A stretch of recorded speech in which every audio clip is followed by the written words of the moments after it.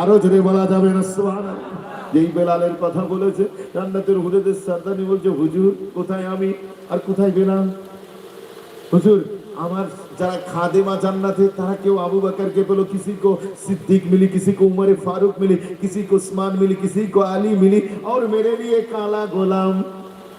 হুজুর আপনি আমার পটল চেরা চোখ দেখুন, আমার টানা টানা ভুরু দেখুন, আমার শীষের মতন নাক দেখুন, আমার কুচকুচে কালো চুল দেখুন, হুজুর আমার মুক্তার মতো দাঁত দেখুন, হুজুর আমার গায়ের রূপ আর সৌন্দর্য দেখুন। বিশ্বাস করুন ওই সময়তে আমার নবী বলেছিলেন, এই জান্নাতের হুরেদের রানী, তুমি বেশি অহংকার দেখিও না, রূপে গর্ব করো না। আমি তোমাকে আজকে নিজের তরফ থেকে আমার বেলাল দিয়েছি, আমি আমার নিজের তরফ থেকে তোমাকে বেলাল দিয়ে দিয়েছি।